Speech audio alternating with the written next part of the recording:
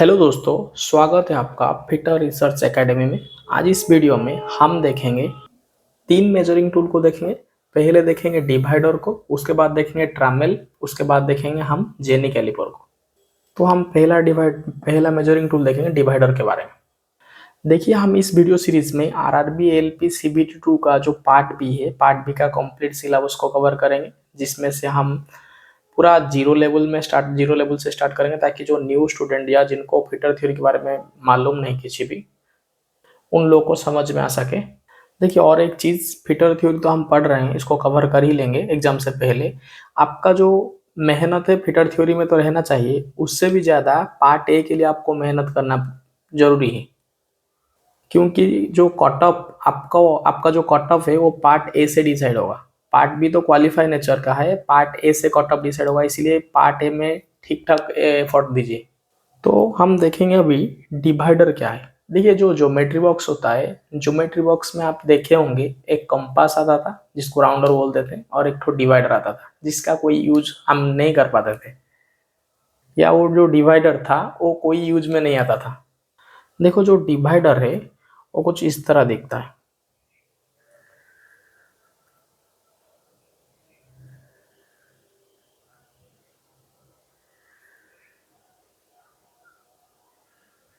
आप देखे होंगे ज्योमेट्री बॉक्स में ऐसा एक डिवाइडर आता था जिसका बीच में से छोटा सा नॉट बोल्ट लगता था। ठीक है, तो ये जो डिवाइडर है इसको हम अभी देखेंगे। देखिए, ये जो डिवाइडर है ये ना मार्किंग भी किया, इसमें मार्किंग भी होता है और इसमें मेजरिंग भी होता है। तो ये जो टूल्स है ये मार्किंग टूल्स भी है, ये बोथ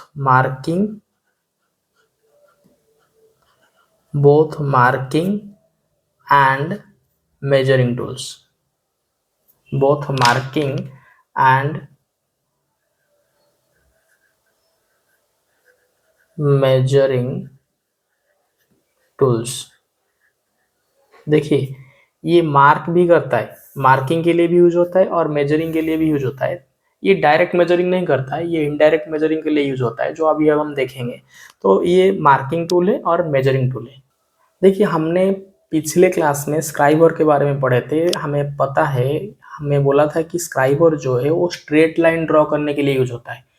हालांकि वो हॉरिजॉन्टल हो सकता है, वो वर्टिकल हो सकता है, या इंक्लाइन हो सकता है। ठीक है, तो स्ट्रेट लाइन, चाहे वो हॉरिजॉन्टल हो, वर्टिकल हो या इंक्लाइन हो, कोई भी स्ट्रेट लाइन ड्रॉ करने के लिए हम स्क्राइबर को यूज करते थे। ठीक है, तो ये जो डिवाइडर है ये जो मार्किंग करता है ये कर्व लाइन को मार्क करता है। स्क्राइबर हमारा स्ट्रेट लाइन मार्क करता था, लेकिन डिवाइडर जो है वो हमारा कर्व लाइन मार्क करेगा। जैसे सर्कल हुआ, आर्क हुआ, जो भी कर्व लाइन है वो डिवाइडर के मदद से ही मार्क किया जाता है या ड्रॉ किया जाता है।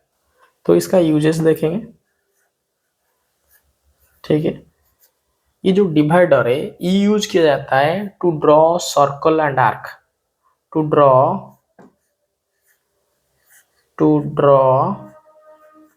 Circle to draw circles and arcs. ठीक है, आर्क और सर्कल को ड्रॉ करने के लिए डिवाइडर का यूज किया जाता है। मैं अभी जैसे बोला था कि स्ट्रेट लाइन ड्रॉ करने के लिए हम यूज करते थे स्क्राइबर को। जब भी कभी हमको कर्व लाइन को ड्रॉ करना पड़ेगा तो फिर हम क्या यूज करेंगे ना, डिवाइडर को यूज करेंगे। तो इसीलिए मैं लिखा कि डिवाइडर जो है वो यूज होता है सर्कल और आर्क को ड्रॉ करने के लिए। ये जो ड्रॉ सर्कल और आर्क ये मार्किंग में आता है। अगर मेजरिंग की बात करें तो ये ट्रांसफर करता है मेजरमेंट को, ट्रांसफर मेजरमेंट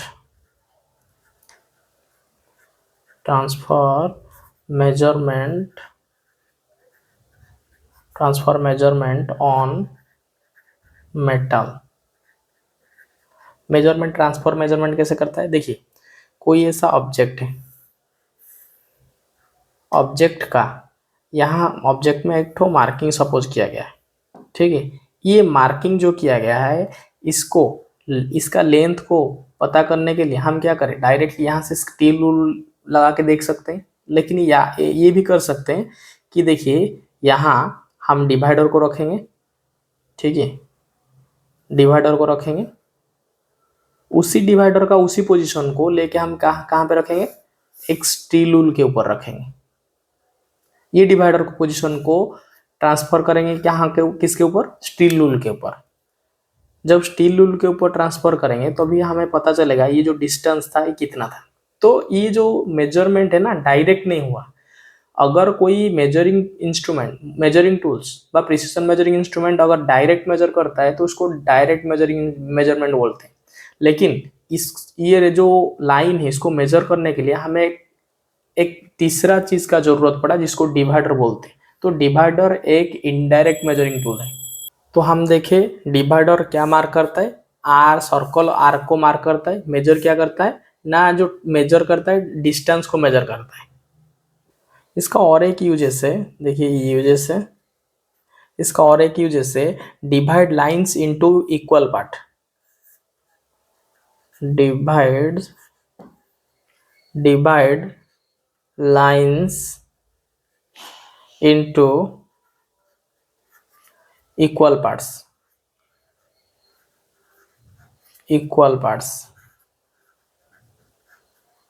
लाइन को इक्वल पार्ट्स में डिवाइड करता है। देखिए एक पोजीशन में आप मान लीजिए कि ये डिवाइडर है और ये एक पोजीशन पे, ठीक है, उसी पोजीशन में एक लाइन को डिवाइड करना है। देखिए ये एक लाइन है, देखिए ये एक लाइन है, इसको डिवाइड करना है। तो फिर डिवाइडर क्या करेगा, पहले ये जगह फिक्स होगा, यहाँ एक कट मारेगा, फिर ये जगह यहाँ से फिक्स होगा, फिर ऐसा कट मारेगा, फिर ऐसा यहाँ जगह फिक्स होगा, यहाँ कट मारेगा। तो इससे क्या करता है ना, इक्वली एक लाइन को डिवाइड करता है डिवाइडर। तो ये था डिवाइडर का यूजेस। अगर डिवाइडर का कंस्ट्रक्शंस देखेंगे तो ये कंसिस्ट ऑफ दो लेग, इसमें दो लेग होता है। देखिए ये लेग L1 है और ये L2 है, ये दो लेग है। दो लेग कनेक्ट होता है एक पाइवट के मदद से, जिसको बोलते हैं पाइवट। ये पाइवट क्या करता है, दो लेग को जॉइंट करता है। ये जो डिवाइडर है ये किस मटेरियल से बना हुआ है, ये बनाया जाता है हाई कार्बन स्टील से बना होता है, हाई कार्बन स्टील से बना होता है। देखो अगर टाइप्स का, डिवाइडर का टाइप्स का बात करें तो डिवाइडर दो टाइप्स में आता है, ठीक है। एक होता है फार्म जॉइंट, ठीक है, और दूसरा होता है स्प्रिंग जॉइंट,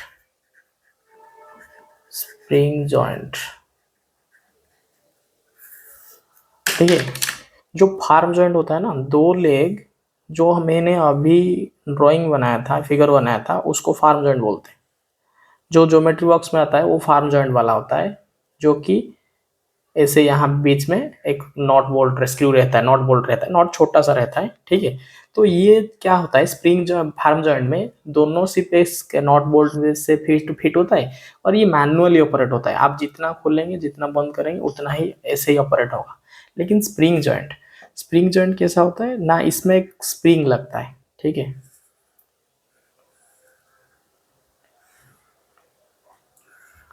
देखिए ये स्प्रिंग जॉइंट है,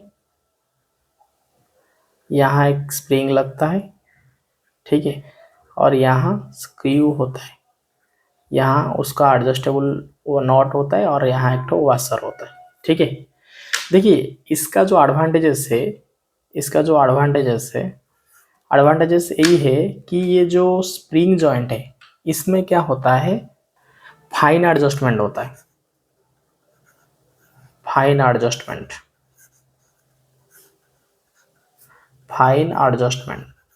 एडजस्टमेंट मतलब जिस जगह में आप स्प्रिंग से डिवाइडर को सेट करना चाहेंगे वो इजीली सेट हो पाएगा, क्योंकि यहाँ पे स्प्रिंग होता है।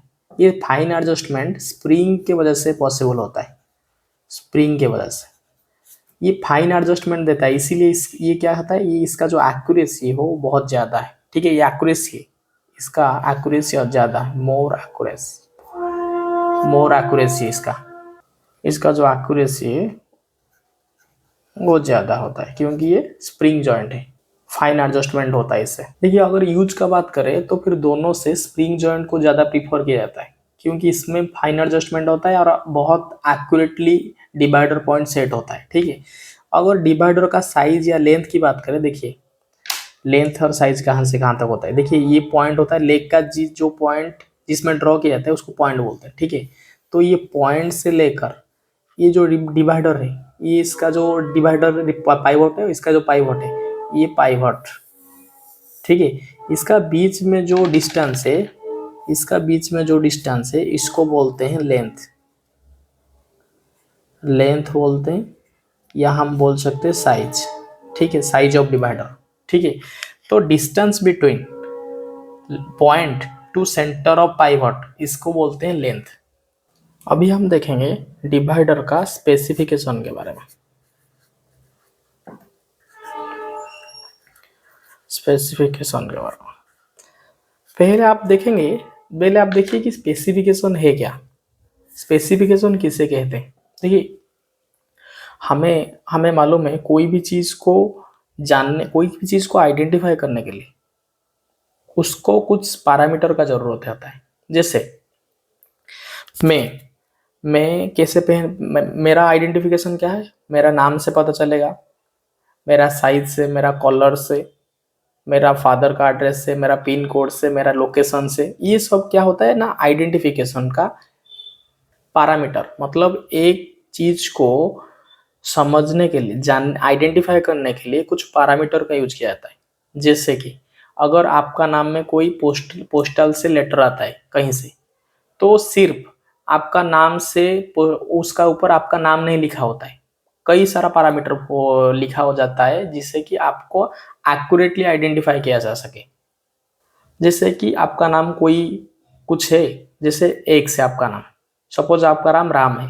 ठीक है, तो सिर्फ जो आपको पोस्टल वाला जो लेटर जो भेजेगा वो सिर्फ राम लेके नहीं भेजेगा, क्योंकि राम के नाम में बहुत सारा लोग होते हैं। इसके लिए आपका नाम लिखेगा, आपका फादर्स का नाम लिखेगा, आपका लोकेशन लिखेगा, आपका पिन कोड लिखेगा। मेरा बोलने का मतलब कोई भी चीज को आइडेंटिफाई करने के लिए बहुत सारा पैरामीटर का जरूरत होता है, उसी पैरामीटर को स्पेसिफिकेशन बोलते हैं। मतलब अगर हम डिवाइडर को खरीदने जाएंगे दुकान पे, तो हमें क्या बोलना पड़ेगा, ताकि जो हम डिवाइडर को हम चाहते हैं वही डिवाइडर दुकान वाला हमको दे। ठीक है, तो हमें स्पेसिफिकेशन करने के लिए डिवाइडर को दो पैरामीटर का जरूरत है। पहले हम जाके बोलेंगे दुकान से कि हमें कौन सा टाइप का डिवाइडर चाहिए, टाइप्स ऑफ जॉइंट। जॉइंट के हिसाब से हम देखें कि दो जॉइंट होता है, स्प्रिंग जॉइंट और फार्म जॉइंट। तो हम जाके बोलेंगे कि कौन सा टाइप का डिवाइडर चाहिए। दूसरा पैरामीटर है स्पेसिफिकेशन का लेंथ, लेंथ या साइज। ठीक है, और लेंथ साइज अवेलेबल होता है 50 mm से लेके 200 mm के बीच में। ये जो इसका जो डिवाइडर का लेंथ अवेलेबल होता है। ठीक है, तो हम जब दुकान को जाएंगे हमें बोलना पड़ेगा कि टाइप कौन सा है या लेंथ कौन सा है। ठीक है, तो हम जाके बोलेंगे हमें स्प्रिंग जॉइंट का 100 mm का एक डिवाइडर दे दीजिए, तो वो हमें सही डिवाइडर हमको दे पाएगा।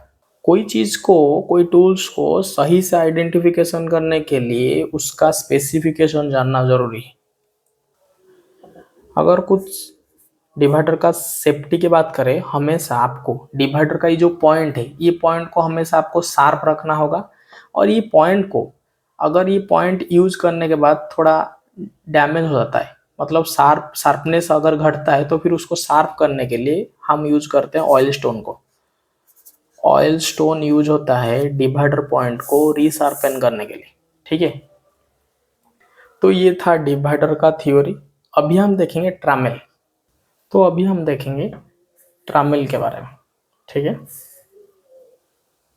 देखिए हम अभी थोड़ी देर पहले देखे कि डिवाइडर यूज किया जाता है सर्कल या आर्क को ड्रॉ करने के लिए, या हम डायरेक्ट ये बोल सकते हैं डिवाइडर कर्व लाइन को ड्रॉ करने के लिए यूज होता है। लेकिन डिवाइडर जब कर्व लाइन को ड्रॉ करेगा एक लिमिट तक ही वो ड्रॉ कर सकता है। जब उससे ज्यादा लिमिट, मतलब उससे अगर ज्यादा का हमें ड्रॉ करना है कर्व लाइन, तो हम ट्रामेल का यूज करते हैं। सपोज एग्जाम्पल, हमें हम ये मान के चलेंगे डिवाइडर जो कि मैक्सिमम 50 mm रेडियस का आर्क ड्रॉ कर सकता है या सर्कल ड्रॉ कर सकता है। लेकिन अगर हमें 70 या 75 mm रेडियस में अगर कोई सर्कल ड्रॉ करना पड़ेगा तो फिर हम डिवाइडर ना यूज करके यूज करेंगे ट्रामेल को। मैं जो बोल रहा हूँ आपको समझ में आ रहा होगा। जहाँ डिवाइडर का कैपेसिटी खत्म हो जाता है, डिवाइडर का लिमिट खत्म हो जाता है, उसी एरिया में डिवाइडर को हम रिप्लेस करते हैं ट्रामेल के साथ। हम आसान से ये कह सकते हैं हमें सर्कल ड्रॉ करना है या आर्क ड्रॉ करना है जो कि डिवाइडर के मदद से नहीं हो सकता है, उसी जगह हम ट्रामेल को यूज करेंगे। तो ट्रामेल क्या है? ट्रामेल एक मार्किंग टूल है। ट्रामेल एक मार्किंग टूल है। ट्रामेल एक मार्किंग टूल्स है, ठीक है, जो क्या मार्क करता है? जो यूज होता है टू ड्रॉ लार्ज सर्कल या आर्क, टू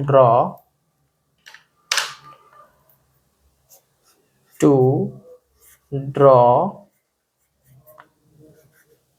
लार्ज सर्कल्स या आर्क्स, ठीक है। बड़ा सर्कल या आर्क को ड्रॉ करने के लिए ट्रामेल का यूज किया जाता है। देखिए डिवाइडर भी सर्कल आर्क को ड्रॉ करता था लेकिन एक लिमिट तक। उस लिमिट से अगर हमें आगे ड्रॉ करना है तो फिर हम यूज करेंगे ट्रामेल को। देखिए ये बहुत इंपॉर्टेंट क्वेश्चन है। कई बार आप ट्रामेल से जब भी क्वेश्चन आता है लगभग यही क्वेश्चन आता है कि लार्ज सर्कल को ड्रॉ करने के लिए किस इंस्ट्रूमेंट का यूज किया जाता है, तो आंसर होगा ट्रामेल। देखिए ट्रामेल में 2 स्लाइडिंग हेड होता है, ठीक है, जो कि स्लाइडिंग, देखिए 2 स्लाइडिंग हेड है, ठीक है। ये स्लाइडिंग हेड जो लाइन ड्रॉ करता है, ये स्क्राइबिंग पॉइंट है, स्क्राइबिंग पॉइंट, इसको स्लाइडिंग हेड बोलते हैं। इसको बोलते हैं स्लाइडिंग हेड। स्लाइडिंग हेड बोलते हैं। ये जो 2 स्लाइडिंग हेड है, 2 स्लाइडिंग हेड किससे फिट होता है? एक बीम के साथ फिट होते हैं। देखिए ये एक बीम है, ठीक है। ये 2 स्लाइडिंग हेड ये एक बीम के साथ फिक्स होते हैं और ये बीम के ऊपर इसका एक स्क्रू लगा होता है, ठीक है। यहाँ एक स्क्रू लगा होता है। ये बीम के ऊपर इसको बोलते हैं बीम। ये बीम है। बीम के ऊपर ये स्लाइडिंग हेड ऐसे मूव करता है, ठीक है। हमें जिस पोजीशन में रिक्वायरमेंट होगा तो फिर हम क्या करेंगे? ये स्क्रू को टाइट करेंगे। ये स्क्रू को टाइट करेंगे तो स्क्रू जहां पे भी लॉक करेंगे उसी जगह स्लाइडिंग हेड फिक्स हो जाएगा, ठीक है। देखिए ये ट्रामेल में एक बड़ा सा बीम यूज होता है जिसके कारण ये बहुत बड़ा रेडियस का सर्कल या आर्क को ड्रॉ करता है। ये बीम की वजह से इसको क्या बोला जाता है? Known as. इसको क्या बोला जाता है? ट्रामेल को और क्या बोल सकते हैं हम? ट्रामेल को हम बोल सकते हैं बीम कंपास। बीम कंपास, ठीक है। देखिए ये इंपॉर्टेंट है। ट्रामेल को बीम कंपास भी बोलते हैं। ये इसमें एक बड़ा सा बीम होता है जिसके कारण ये बहुत लार्ज डायमीटर रेडियस का सर्कल या आर्क को ड्रॉ करता है, इसीलिए इसको बोलते हैं बीम कंपास।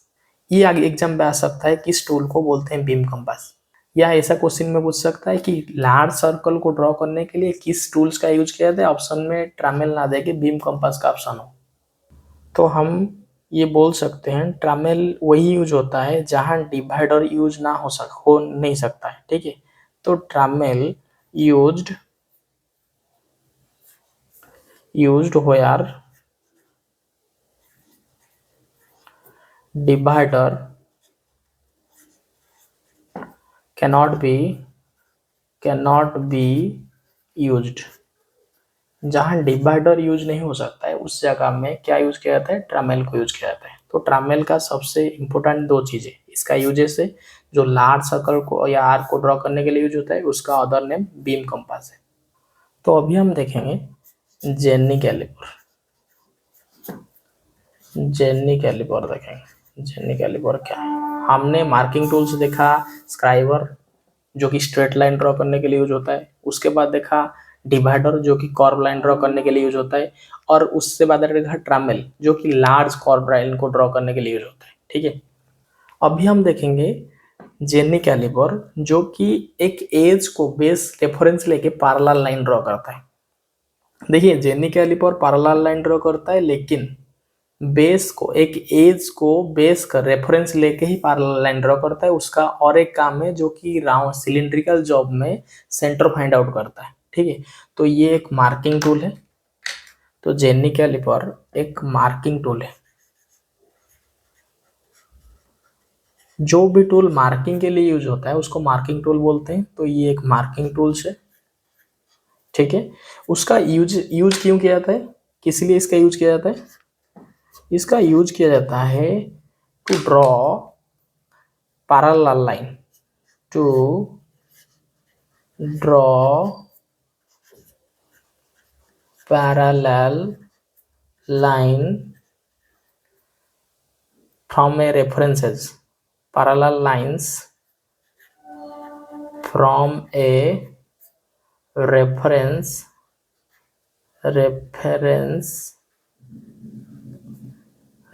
edge जी, ये आर है रेफरेंस एज। एक एज को रेफरेंस लेके ये पैरेलल लाइन ड्रॉ करता है। देखिए मैं यहाँ ड्रॉ करता हूँ, ये एक जॉब है। ठीक है,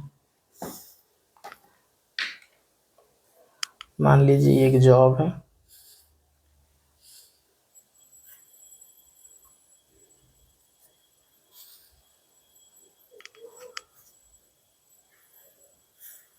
देखिए ये जॉब है। अगर एक ये ऐसा एक टूल्स है,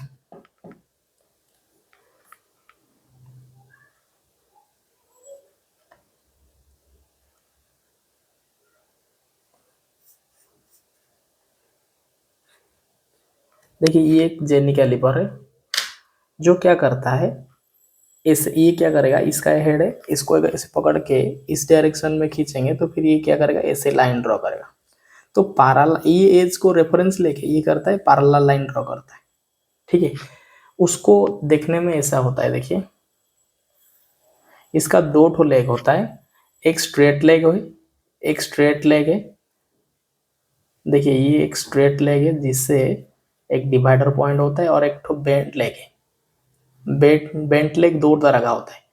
ये एक बेंट लेग, देखिए ये एक बेंट लेग है, ये एक बेंट लेग है, और दूसरा एक बेंट लेग है जिसमें एक डिवाइडर पॉइंट होता है। देखिए इसमें एक डिवाइडर पॉइंट होता है।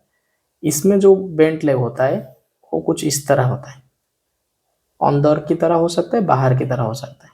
ठीक है, तो ये जो डिवाइडर है, ये जो जेनी कैलिपर है, सॉरी जेली कैलिपर है, ये हिली टाइप है, हिल टाइप। और ये जो है ये बेंड टाइप है, बेंड टाइप। तो ये हिली टाइप है, ये बेंड टाइप है। ये यूज किया जाता है पैरेलल लाइन ड्रॉ करने के लिए एज को रेफरेंस लेके। देखिए ये जो कैलिपर है ये यूज यहाँ यूज हुआ है। देखिए ये जो एरिया है, इस एरिया से ये जो भी राइट एंगल का को टर्न है ना, ये भी एरिया में क्या करेंगे, ये एज को अलग रखेंगे, फिर इसको जब स्लाइड करेंगे ये ऐसे पैरेलल लाइन ड्रॉ करेगा। इस एरिया को रखेंगे, देखिए इसको अगर रखेंगे, इस पॉइंट को यहाँ रख के ऐसे पैरेलल लाइन ड्रॉ करेंगे। बोलने का मतलब है ये जेनी कैलिपर एक ऐसा टूल्स है जिसके मदद से देखिए ये वाला अगर बाहर के तरफ से रहेगा, ठीक है, सोच लीजिए ये अंदर के तरफ ना होकर बाहर का तरफ है, तो फिर आप क्या करेंगे, इस लेग को यहाँ सेट करेंगे। ठीक है, और इस लेग से इस यहाँ एक पैरेलल लाइन ड्रॉ करेंगे। देखिए तो यहाँ क्या हुआ, एक पैरेलल लाइन ड्रॉ करते हैं। ये वाला यहाँ यूज होता है और ये वाला यहाँ यूज हुआ है। आशा करता हूँ समझ में आ रहा होगा। तो ये पहला यूजेस था जो कि क्या कहता है कि ये एज को रेफरेंस लेके पैरेलल लाइन ड्रॉ करता है, पैरेलल लाइन ड्रॉ करता है। ठीक, इसका दूसरा यूजेस क्या है? ये दूसरा यूजेस है, ये से एक सिलिंड्रिकल जॉब का जो सिलिंड्रिकल रॉड है उसको सेंटर फाइंड आउट करता है। ठीक है, इट लोकेटिंग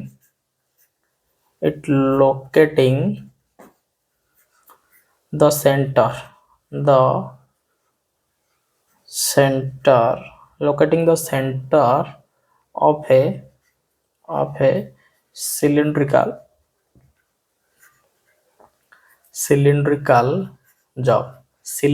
जॉब का ये लोग सेंटर फाइंड आउट करता है। देखिए, ये एक सिलिंड्रिकल जॉब है, यहाँ एक डिवाइडर पॉइंट को रखेंगे, इसका एक डिवाइडर पॉइंट है, एक बेंड पॉइंट है। स्ट्रेट